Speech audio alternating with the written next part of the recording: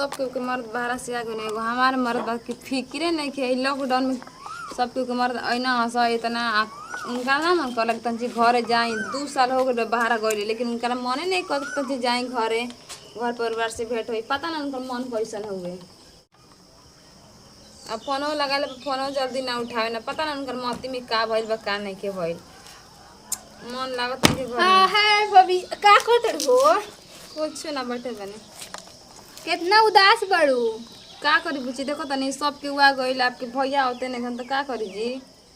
बाप रे भैया भी नहीं था ना उदास होले बा तो के करा भी ना उदासी भैया भी ना उदास होता खाना न बनल ह जात न बनी बनाए तो शाम होता बनाए ना फोनो कइला पर जान तनी ना उठाई ना जी वहां के काहे अब का जानते नहीं हम का जानते का हो गल बटे पहले फोनो उठा ले तनी अब फोनो नहीं उठावत देखो तनी लॉकडाउन में सब आ गए लेकिन उनका मने ना करला घरे आवे के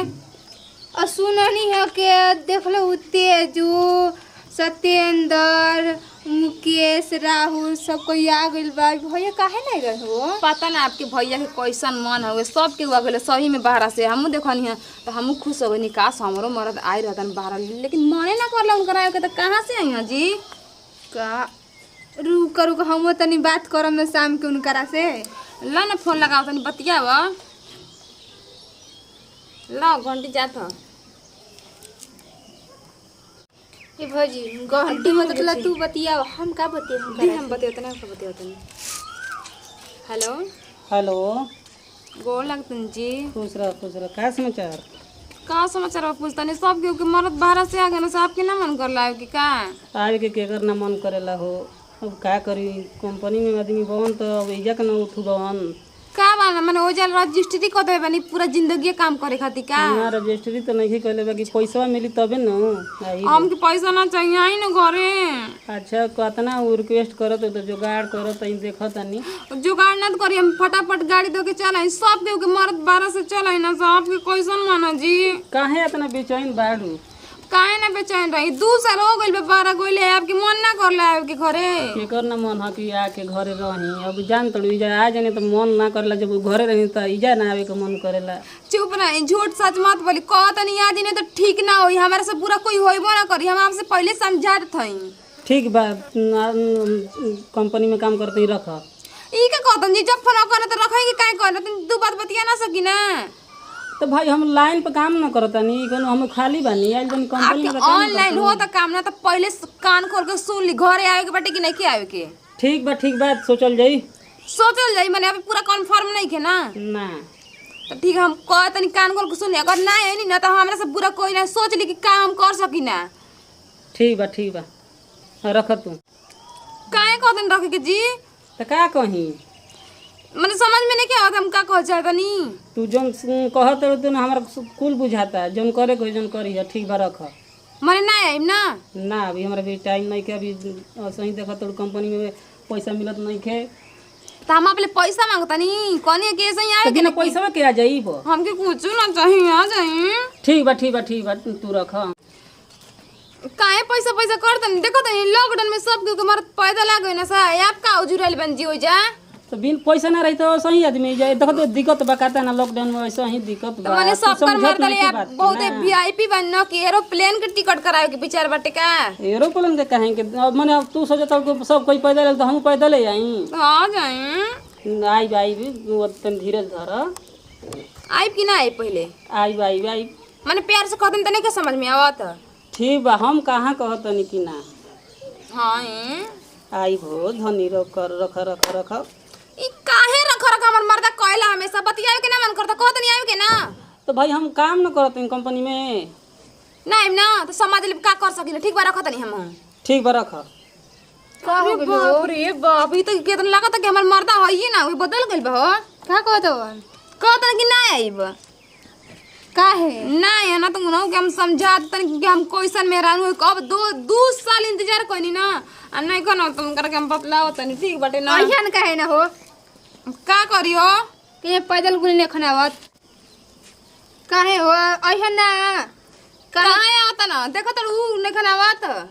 मतलब तार नैहर जाए का विचार बा किनका अपन नहीं खराई के विचार नैहर काहे खातिर जाइबो माई बाबू बियाह कइले हम नैहर जाए खातिर यही घर में रहब आ आंख फाड़ फाड़ के देखिए कैसे हम रहतनी के करा संगे रहतनी तू ऐसन बात ये कहताड़ू हम कोनी नैहर जाए के तू कह यही घर में रह देखे तू देखबो तार भाईओ देखी देखे काहे हम पे खिसिया तड़ू इतना खिसियाए के कोने में बात बटे आपके भाई कहत रहे कि हम आइबे ना करब अब कितना दिन के बाद आइयो जी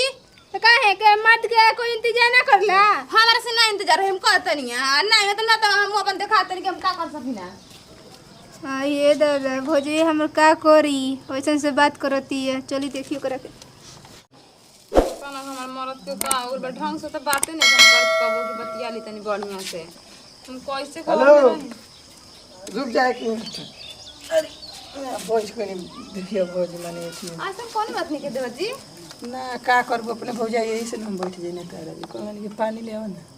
अरे पानी क्या कोई तो खाना लेके आओ तनी आप खातिर अरे अब तू ही न बालू खाना दो चाहे पानी दो चाहे अरे कहनी कि ले आओ तब पिया सलाम अरे ऐसे काहे कहतन देवर जी हम आप खातिर बनता आप तो हमारे खातिर बटले न बनी अच्छा ठीक है ले आओ पानी पिया सलाम पानी पियब की खाना खाए बताई ना अरे दोनों चली त कोनो दिक्कत बा थोड़े अरे भूखाए लोग अब तक खाना लेके आए प्यासे लोग अब तक पानी लेके आए पहले पानी पिया ना पहले आत्मा जुड़ा ये दे जोर के प्यास रहल बा का अरे अब तो अरे बाप रे बाप का कहनी कि इतना प्यास गइनी देवर जी आओ तनी घूम के दिन भर त लफुआ ने घुमत रहे के पता प्यास का करे हमर मेरा नु बिया घरे के हम बैठा नहीं सुता रही तो हम बानी ना मेहरारू नहीं के तो का हो जाई अरे तो भौजाई नु हनु तू तो भौजी है तो का हो जाई मैंने हम ना खाना खिया सकी ना क्या बात बा भाई भौजैया बड़ा हमारा के बेरा लसर मच्छर कइले भी है अच्छा ठीक बा चल ली पानी पी ली की हो बिका का फोन करता फिर विकास हम की औरी एगो लड़की होई कौन ना ये भौजी हम जानता ही गई गाना सुनत नहीं सही बैठ कि का कोनो बात बा का गाँव में पिसा गइल हां पिसा गइल बा काहे के पूरी उड़ी मन करता का खाए के सब कोई आ गेलो पैदल है भैया फोन ना कलो ना पता ना आपके भैया के का हो गेलो फोन आवा चाहे ना तो का मतलब है जी आप जानी ना अरे तो हम बानी तो हम का तहरे कर सकिन बताव का कर सकी ना जब आपके भैया कर सकी ना तो ना आपो कर सकी ना हम हमारा भी काउची बो के हम तरह के कौन चीज आइए देवर जी ऐसे काहे कहत मेरा घर रहले से तभी आवे ना आदमी घर हम बाटे नहीं बा अरे भौजी अब हम का कहीं चूड़िया कहाँ से ले ले रहो अरे अपना नैहर गई रही ना तो ओजी ले खरीद ले रही ना बाजार अब हमारी पैसा बाकी तरह के चूड़ी किन के दे अब कौन बात नहीं के देवर जी हम खरीद ना लेही आप पैसा दे देल कर हम खरीद ले खरीद के लिए ले भी ना कौन जरूरत बाटे का कोरी जाते नहीं के भौजैया अरे का हो गइल देवर जी 12 में शैम्पू उम्पू ना लगाई ना का एकदम पैसा तो हो गइल के करा बाटे के शैम्पू लगाई बताओ अभी हमर कौन कहीं की दिन बारी धराई अरे नहीं खे तो कहीं हम देम ना लगाए खातिर हमारे पास शैम्पू बा देवर जी के करा के हाथ ना बड़ा बड़ा के करा के दिखाई ना जी कहाँ देखावे के बारे में हमरा के सही ए भौजी के आई बात लीक पर आरेल बनी लागत कोनो लगिन से चक्कर चलत आटे देखी तो बा कैसन त कोनो बात नहीं खे कहला नहीं है भौजी का भैया नहीं हन उ ना यहाँ कहत ना हम ना आइब सबकर मरद पैदल चल के आ गन उ एरोप्लेन के टिकट करावे खातिर बताओ। पैसा कमाता ना कैसन कर मन करे जाबा हो कि तारे पता ना देवर जी हम कहिए के बुलाओ तनी बाकी वहां के आते ना कि जी कोनो बात नहीं कि आप बानी ना अरे तो हम बानी तो हम का करम आ सुनी ना देवर जी के बात कही अरे एगो बात कह चार गो बात कह दिन भर बात कह बुरा ना ना मानब अरे ऐसा काहे के तू भौजाई हो हमार जान तनी बहुत ही दिन से सोचत तनी आपसे एगो बात कह सोच तनी कहीं कि ना कहीं देख भीतरी बात ना रखल जाला बुझा तनु ना तो गैस बना दी ई तो बात ठीक है तनी फिर सोच तनी कि हमार देवर जी के कहीं बुरा ना लग जाए अरे बुरा काहे के हमरा लागे जाई कह दी कह कैसे कहीं कहाँ से कहीं मुंह से कह और कहाँ से नाकी से थोड़े कहबो हमार से बियाह कली तू ही हमारे मजाक से बियाह कर करम अब चुपचाप रह मजाक तू करे लगल हम तारा से बियाह भैया बियाह निकल कोई लेके हम अरे बियाह करी देवर जी मजाक नहीं करता हम सच्ची में कहते नहीं रियली कहते नहीं शादी कली हमरा से लागी भैया हमारे के मारे तो अरे ऊ कहे के मरिया हाँ जब हम राज्य बन तो कहेंगे दूसर के मारी पागल नहीं का जी ना हो हमारा डर लगता कि हमारा अपन भाई लागी पीटे थुरे अरे ना देवर जी कली बियाह हमारा से ओहो ऐसन बात कह तो और लोग का कही के लोग कही तो का हो जाई देवर भौजाई शादी ना कर सके ना सका बाहर से अइबे ना करी हां आप बटने बनी हमरा खातिर अगर कोनो चीज होई तो तू ही जानी। अब का होई कुछ ना होई हम बानी ना हमको हम शादी कर लेनी हमरा अभी नहीं के संग तू का करियो कुछ करियो का ठीक बा कोनो चीज होई नहीं तब तू देखिएगा। करम ना हमसे शादी का बात बा देवर जी सच्ची में ना एकदम हमारा मन करता रहे तारे से बोले बतिया के मगर का करबी। तो काहे ना कहनी हमारे से आपने कॉल तो कोई शादी कर ले रहती है ना हमने के और उनकरा के बोलहूं कि ना पड़ी तो हम 10 साल फोन करना कि आई न जी हम करो नहीं के बुझाता हो कि बतावा तू बड़ी चोगुल करा ना बेला पता ना लगता कोनो के पटाइले हो ओइ जे इस बार ना कि ठीक बा वो जो बियाह शादी विश्वास बटे सब लॉकडाउन में पैदल घरे आइला उनकरा बुझाता कि दिल्ली से उनकरा बुझाता कि बुखार धरता। पता ना जी कैसन हो जदी अब आप बानी मगर कोनो चीज होई तो तू संभारी अरे हम बानी ना हम संभाल लेब देवर जी टेंशन मत ली। ठीक बटे ना शादी करम ना हाँ हो चला एकदम खुश जा आवा चाहे ना तो 10 वाली फोन करत रहनी कि आइब कि ना जाई आइब कि ना जी आ 10 वाली फोन काट देते रहना जा हमारा नहीं के मतलब हमार देवर राजी हो गल ना हमारा से ब्याह करके हम तो एकदम खुश बनी उनकरा से निके हमार देवरा बटे कितना स्मार्ट लागेला एकदम संग में चले के तो केहू कोई कि कितना मस्त मरद बटे इनका उन्हीं मरा मुहन कहीं का सबके लॉकडाउन में आ गया तो तू जहाज के टिकट करावे के चक्कर में पड़ल बड़ा तो पड़ रहा उन्हीं। हाँ हमारा नहीं अब चिंता जा काहे हो भाभी काहे इतना उदास बैठ रहत हो कि हम उदास अरे बुच्ची ऐसा कोनो बात नहीं कि हम उदास है नहीं कि काहे हम तो देखती भैया नहीं के चलते न तो उदास बढ़ गए तना। हाँ उदास पहले रही अब एकदम खुश बानी एकदम खुश कैसे कहे ना हाँ अरे हमार बात सुन ना तो तू खुश हो जेबू एकदम आसमान में उड़े लगबू कौन ऐसा खुशी के बात है ना से तनी बता दो। हाँ देखी इतना दिन से आपके भैया के रिक्वेस्ट करत थक गई है ना नहीं ना अब हम राहुल जी से शादी करे के राजी हो गए बानी देवर जी।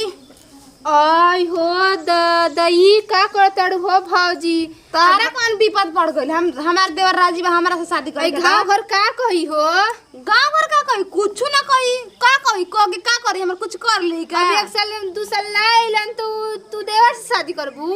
और का काहे 2 साल बाप रे बाप कितना दिन इंतजार करनी है नहीं ना अब वहन त कहां जिहन हो हम का तनी कहां जी हां हमार देवर राजी बा हम राजी बाने। आई हो दादाई मुहे में करिखा पोतवा देली तोहरा मुंह में करिखा पोतैल चुपचाप रह ठीक बा बुची जब शादी हो जी ना तो पता चली कि मत बाहर से ना आने से तो कैसन लागेला जाई अपन काम कर जाई तो सोचे के बस सोची हम तो शादी कर देवर से जाए दादा हर भौजैया के एकदम पागल आ गइल बिया देवर से शादी करती है हर बड़का भैया के छोड़ देलस जा जाती भैया फोन कर कहे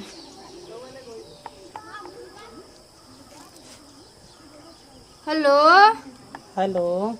प्रणाम भैया खुश रह बाची का समाचार समाचार जौन बा जौन खराबे बा हो भैया ये काहे ऐसे कहता रे का कही तू होने रुपया कमातड़ा है ने से रुपया उड़ता का भइल घर में तार मौगी भैया से छोटका भैया से शादी कर लेलस का शादी कर लेला छोटका भैया से ई कैसे रे कैसे और कमा रुपया जाके बाहर में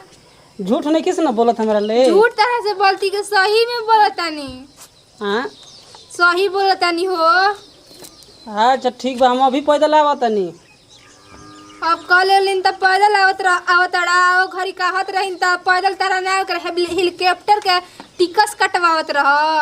अरे का करी कि हम का जाने कि यो सही आगे कह दी हमरा संगे आई ल आव मुहे में कर के पोतवाइए देली नया के बैठा तू घरे में तू कहली हमारे एकदम अब करे जाए ना फाटत अब हम पैदल मानम ना आई ठीक बा तबे आव आवतनी बुची जल्दी आवतनी अब हम आवतनी शाम के हम इजला चल देतनी ठीक बा देखो हमारा पता चलला कि मेरा भैया होता तो का करी हमनी के शादी करल बनी तो कुछ कर सके ना का अरे हमरा डर लागत कि मार लब तो अब डराते हैं बन जी हम बनी ना हमरा ही डर लागत कि मार बेड़वा से दिया हमरा कपार ऊपर उनकर इतना हिम्मत है बेड़वास दे हम लतवास दे उनकरा के जान नहीं खन त अच्छा ठीक है बा कोनो बात होई तब तू ही समझी अब तो मान ला तारे शादी को लेनी अब हम का कोई हमर तो मन धोखा धोखा करता हो काहे के धोखा धोखा हमारा करे के पे धोखा धोखा करता नहीं ई धोखा धोखा करता कि मान लो एकदम मत हमार करे अरे ई हमार धोखा धोखा करता कि हम दूसरे के प्रॉपर्टी पे हाथ में ले बानी तो का हो जी और जाओ पैसा कमाता ना लॉकडाउन में सब कर मतलब चले ना सब पैसा कमाता ना कमाए दी का मतलब बटे देवर जी आप कैसे अब देवर कहता अरे बुला गए नहीं देवर देवर कहता स्वामी चलवानी हाँ आप चिंता मत नहीं केहू कुछ ना करे जब हम और आप राजी बन जाए तो का ए सपना सपना तो का करे खा दिए का ना बैठी खा दिए का के भैया लगा तो इतना दिन नहीं ना अभी आवा करी तो हो गलो शिवानी हाँ भैया आ गेला गोर लगतानी खुश रह अब भैया बैठो जी बैठो ना पानी हो लाओ के तनी। हई देख ला ये छोटी का भैया हवानी भौजी हड़ीन यही खातिर न फोन कोई के परेशान करते इहे हम जानत रही कि कोनो न कोनो तो कर खा दे का तेरे कहानी के आ भैया जल्दी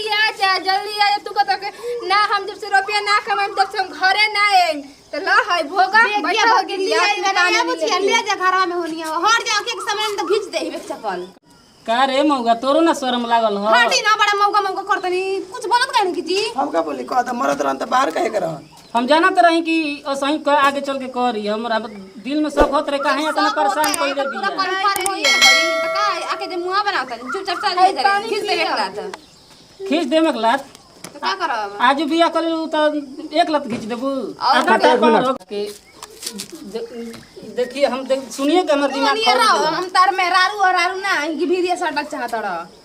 तो ला मरद ले ले बड़ू संग में और का सही में ना कि मर्द अपन ले अब सब भइल हनु आ तने बका करे बिखनी रुपया कमाता रहते जा कमा का रे मौगा तोरो ना बुझाइल हो बोल त कहत रहिनु हम देखा हम कहतनी हमर मर्द के मौका मत करे देखा त नहीं बस अब खींच देबे एक बस मुंह में हुर देब ढेर चढ़ बोल के बोलब भइल बड़ ढेर हां का करब का करबो हां खाजी बका खा जाई अभी तू तारा दिमाग अभी चल ये हटे जी ओसन कुल आदमी के मुंह में मत लगनी आ ते का तोरा नहीं ए कर मर्द हट हमरे से ना अपने मेरा ने पूछा हम बरियारी नहीं कइले ये हां बिया कहले बनी त का हो जाई हम कहनी है तारा ना बुझात रहे हो हमारा का बुझात रहे ई कहली कि ओने रख लेल बंद ई कही जाए कि इनाम में कुछ कुछ बा इनार में कहीं कुदाइए देवन तब तोहरा के कहत लग 12 रुपया कमा कहिए के बोलावत रहनी है त तो ला निकाल रुपया कमाए लगल नु हमरा रुपया के जरूरत नहीं के मर्द हमारा संग में बाटे ना जा चलो चल जाओ हम चली जी चली हमने के जतरा ई खराब बका कर कर भैया रे भैया हम ना जानत रही कि इहे करी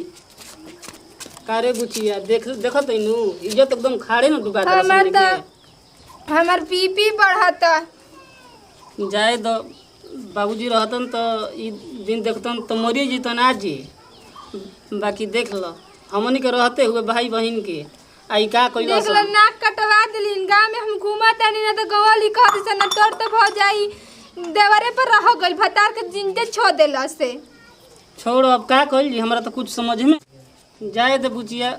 छोड़ जौन ई कलस तो ठीक है बा बेग लिया हम जहाँ रही तो हमें ठीक रही ओजे जाई ओजे रह ना ये भैया अब ना जब फिर तार दूसर बियाह होई अरे सब ठीक हो जाई हम जात नहीं अब हमारा मन निचको ना लगी अब मर जाई सही घुट घुट के लिया बेग ना भैया नत जा ए जरा देख लो अब उ त गइल त अब उ अपन भतार में संगे अब रही अब हम अकेले रह हम केकरा संगे बोलम बतिया मु त ना पहले त भैया अकेले रहन त उ हमरा संगे बोलत बतियावत रही ना हम त उ अपना अकेले घरे में रहे हम ये नहीं एने घुमम अब तू घर में रह त कम से कम के देखबा ना तो तू ही बताओ हम का करी तू बाहर ना जब घर ही रह घर रहम तो हम मर जाई हमरा के लिया बेग हमरा अभी बीच में धइल बा हम जाई बाहर ना ये भैया रुक जा न जाओ कितना दिन पता आइल हूँ बड़ा 2 साल पा अपन चाही को कहत रहा तका हमरा के घरा में रख के मुंगावल चाहतड़ी जा हमरा इधर रहल एकदम बेकार बाटे नमस्कार प्रणाम भैया हमें शिवानी सिंह आइए मेरे दीदी से बात कीजिए। नमस्कार प्रणाम भैया हम बनी सपना सिंह आई हमने की अपन टीम रहा वीडियो बना के खास संदेश ही रहा कि पति बहरा बना तो मन देवर से शादी कर लेते ऐसे बिल्कुल ना करे के चाहिए अह ना 1 साल के बाद ना 2 साल के बाद अह लेकिन इंतजार करे के चाहिए ऐसे कबो ना करे के चाहिए। अगर हमने की वीडियो अच्छा लगी तो दिल से लाइक कर कमेंट में बताइए कि कैसा लगा।